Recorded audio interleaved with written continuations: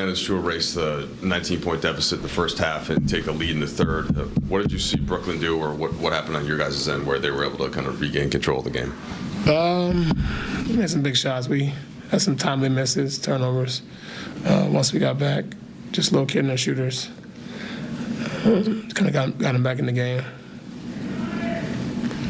Russ, we spoke to Darvin, and he told us that the team kind of gave you some acknowledgement for breaking into the top 10 all-time assist list. Congratulations on that. Thank you. What's it been like to kind of have your own career milestones pile up this season under the context of still trying to get things right as a team? But I don't take none of this game for granted since day one. I'm very blessed and grateful and thankful to go out and compete. And, I never cheat the game. I go out and compete every night. I do my job every single night, regardless of all the things that's thrown at me. And it means a lot just from where I started to where I'm at, where I grew up at, to be sitting here and somebody would tell me, 15 years ago, 20 years ago, you'd be top 10 assists. I look at them like that was crazy in the NBA. I never dreamt of being in this position, nor getting to the point to where,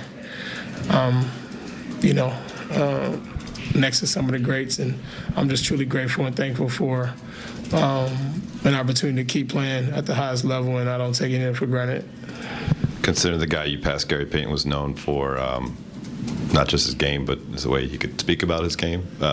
What trash talk would you have for Gary if you saw that? I don't know, but I'm pretty sure whatever I would say, he would be talking right back. I'm not a big trash talker, so I just like to compete.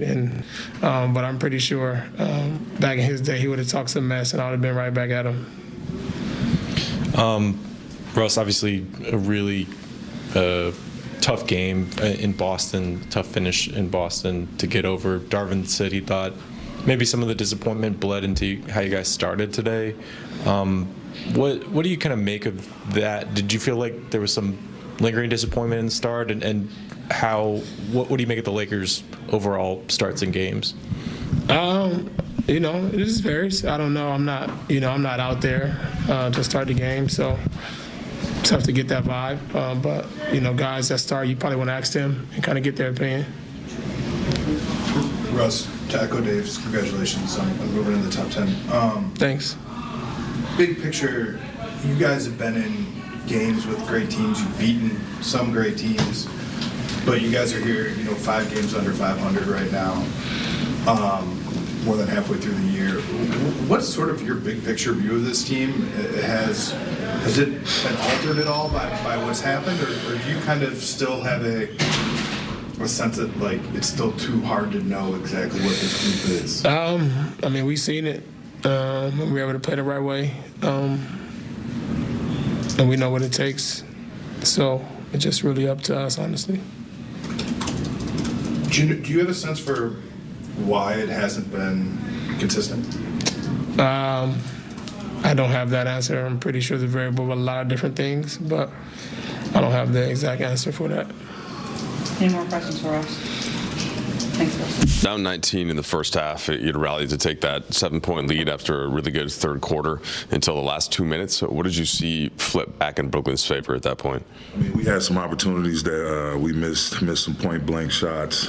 They got away from us a little bit at the three-point line. Just had I have to go back and watch the film, obviously, but they're a formidable ball club. With Seth, Kyrie, obviously. Patty got to go in tonight. We just got to do a better job finishing quarters defensively, and then offensively we got to make plays. It's as simple as that. We have plays right in front of us, and we just got to step up and make them. What's the kind of the message to the team then, as just given where you are now? Ideally, you're getting LeBron and AD back tomorrow. How do you shake off these last two? I just felt like the first half kind of was a little bit of a hangover from what transpired leading into the game from the previous game. And so just told them, bottle up what we did in that third quarter and let's make the first step in the right direction tomorrow. We got to fill our cups back up, prepare for a really, really good New York Knicks ball club, and just come out ready to play the right way and sustain it for as much as the 48 minutes as possible. That's pretty much it. I mean, nobody's going to feel sorry for us. I mean, we still had the potential to make this a very good trip. It's 3 winnable games, but it starts with us. We got to make it up in our minds that we want to come out and not only play the right way, but play the right way for long periods of time, long durations of time. Darvin, what type of pressure does it put on the overall offense to have the 3 guards you give the most time to tonight, and obviously Dennis, Russ, and Pat, to shoot that much and shoot that poorly? I mean, it's a matter of, those guys, all 3 of those guys have had big moments all season helping us win games. When we do have those ball handlers out there, I think one of the things I wanted to focus on offensively coming out of halftime was us being disciplined in our running habits. With those guys who used to having the ball in their hands and probably pushing it or leading the break. We were in the first half, we were coming back asking for the ball, too many guys, instead of just being disciplined, sprinting to the corners. If you're in the middle, slashing to the rim. And I thought, that set a tone for us in the third quarter because we did indeed do that. Guys just, whoever had the ball, they brought it. Everybody else just sprinted alongside of them. And we were able to get a lot of good looks, clean looks from point blank range and 3-point range. So, again, just the stick-to-itiveness with our discipline and our running habits and setting good screens and moving the ball side to side. We spent a lot of time this year talking about the accomplishments that LeBron continues to pile up. Russ moved into the top 10 assist list tonight, and how have you guys as a franchise been able to, I guess, acknowledge stuff like that in the context of trying to rack up more wins? I mean, we definitely acknowledged it after the game. Everybody gave him, an applause, and that's a hell of a feat. But again, and we play the right way, things like that are going to happen. Eventually Bron is going to eclipse the scoring record, and Russ has just moved into the top 10 of all-time assist leaders. Those things are great. Those are huge shots in the arm for our franchise and for those guys, for us as a team, those guys individually. But again, just we have to come out and play. We've shown we have the ability to play with the best of the best in the league when we play the right way and we're disciplined in the way we're playing. And it just basically comes that. But those individual accolades, those are byproducts. And again, a testament to those guys and their durability, how long they've been playing at a high level, both Russ and Bron. And, we celebrate it. We celebrate it as a team.